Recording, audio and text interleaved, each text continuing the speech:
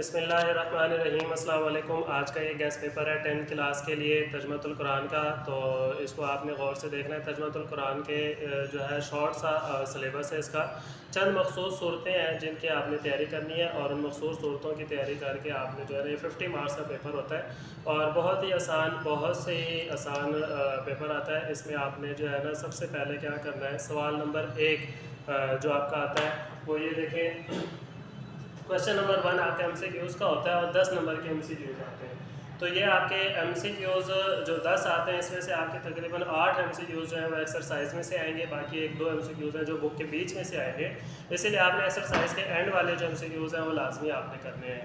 इसी तरह आपने जो शॉर्ट क्वेश्चंस हैं ये भी 10 नंबर के आएंगे। 8 शॉर्ट क्वेश्चंस आएंगे, 8 में से जो है ना हमने सिर्फ 5 हल करने हैं। और इन दोनों का मैं आपको तरीका बता दूँ क्योंकि तकरीबन आपकी काफ़ी सारी सूरतें हैं कि आपने कौन कौन से जो है ना MCQs और शॉर्ट्स याद करने हैं।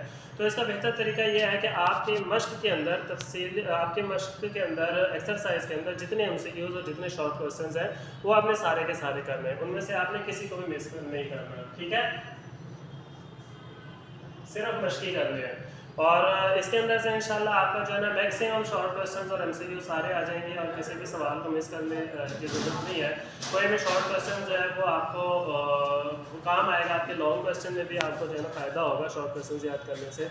इसके बाद जो आपका सवाल है, सवाल नंबर 3, ये आपका होता है अल्फाज मायने का और ये 5 नंबर का जो है ना अल्फाज मायने आते हैं। और इसके बाद जो क्वेश्चन नंबर 4 है उसमें आयात का तर्जुमा लिखना होता है। अब आयात का तर्जुमा जो होता है, जो आयतें हैं उन्हीं में से आपने अल्फाज मायने करने होते हैं।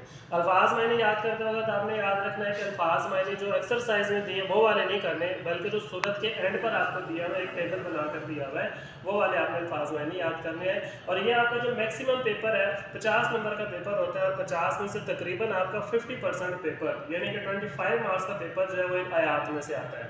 यानी कि आयात वाली जो सूरतें हैं उनमें से आता है। मैंने इसके अंदर जो कुछ सूरतें मेंशन कर दी हैं, आपने जो सूरतें याद करनी है और इसमें से आपने सूरत अल-अनआम, सूरह आराफ, अन-नहल, बनी इसराइल, सूरतुल कहफ, अल-मोमिनून, अश-शूरा, सिर्फ इन सूरतों की आपने आयतें याद करनी है और आयतों का तर्जुमा अच्छे तरीके से याद करना है और उसके अंदर जो अल्फाज मैंने वो याद करने हैं। देखिए आयत का तर्जुमा आपका 15 नंबर का सवाल आपका इसमें से आ जाएगा और 5 नंबर के आपके अल्फाज मायने आ जाएंगे। 20 नंबर ये हो गए। बाकी आपके 5 नंबर में से हो सकता है आपका MCQs जो है वो इन अल्फाज में से आ जाए, इन आयात में से आ जाए, या हो सकता है कि एक आधा शॉर्ट इन आयात के बीच में से आ जाए। इसीलिए आपका जो मैक्सिमम पेपर का हिस्सा है जो 25 नंबर का, यानी कि आधा जो आपका पेपर का हिस्सा है, आधो आध 50% पेपर आपका सिर्फ आयतों में से आएगा, ठीक है, इन सूरतों के अंदर से आएगा। जो सूरतें आपको मेंशन करके दी हैं इन सूरतों को आपने इग्नोर नहीं करना और इन सूरतों में से आपका तकरीबन आधा पेपर आएगा। इसके बाद हम चलते हैं लॉन्ग क्वेश्चन की तरफ। तो आपका सवाल नंबर 5 होगा। सवाल नंबर 5 का लॉन्ग क्वेश्चन जो है ये इसमें चंद मखसूस सूरतें हमने याद करनी है। तो उसमें से मैं आपको लॉन्ग क्वेश्चन का तरीका बता दूं कि लॉन्ग क्वेश्चन में आपने जो है ना अटेम्प्ट कैसे करना है। तो अक्सर बच्चे पूछते हैं कि लॉन्ग क्वेश्चन में क्या लिखना है। तो इसमें बेटे याद रखना है कि लॉन्ग क्वेश्चन में आपने हेडिंग्स लाजमी देनी है और जनरल क्वेश्चन होता है, इसमें सूरत के बारे में पूछा जाएगा, किसी भी सूरत के बारे में। तो मैं आपको ये लॉन्ग क्वेश्चन की जो इंपॉर्टेंट सूरतें हैं वो मैं आपको बता देता हूँ, लेकिन इससे पहले आप जरा इसका तरीका समझ लें लॉन्ग क्वेश्चन को लिखना कैसे है।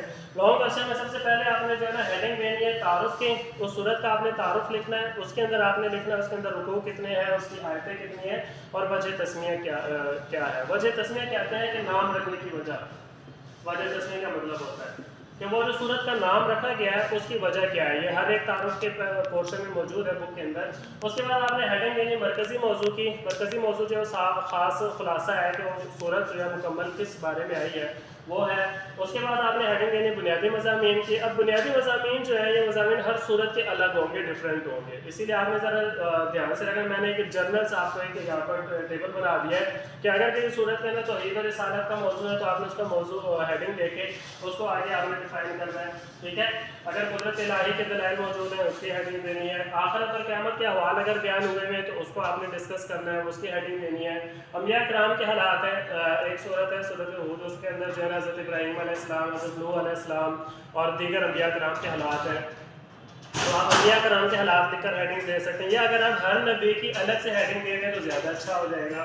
उसके बाद कौमों के अहवाल बयान किए गए हैं, अहले ईमान की निशानियाँ बयान की गई हैं, कुदरत उसके बाद मुनाफिकीन की या मुशरिकीन की जो है निशानियाँ बयान की गई हैं, तो ये सारे के सारे आपने हेडिंग्स देनी है और हेडिंग्स देकर आपने इस क्वेश्चन को अटेम्प्ट करना है।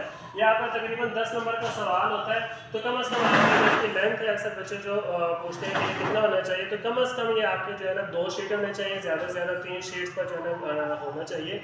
अच्छा, इसके बाद आपका ये लॉन्ग क्वेश्चन का करने का तरीका बता दिया, और इम्पोर्टेंट जो आपकी सूरतें हैं जो लॉन्ग क्वेश्चंस की, वो मैं यहाँ पर नाम लिख देता हूँ। आपने इन सूरतों को तैयार करना है, इसका लॉन्ग क्वेश्चन याद करना है। सबसे पहले है सूरत अल-आराफ, उसके बाद सूरत हूद है, सूरत हूद के बाद आपने जो है ना याद करना है सूरत इब्राहीम,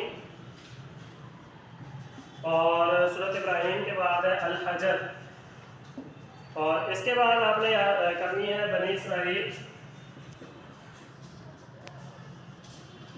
बनी इसराइल के बाद सूरतुल कहफ, और सूरतुल कहफ के बाद मोमिनून, और आखिर में आपने करनी है शूरा। इसके 2 क्वेश्चन होते हैं, 2 सवाल आएंगे। चैनल को लाइक करें, सब्सक्राइब करें और बेल आइकन को लाजमी प्रेस कर दें।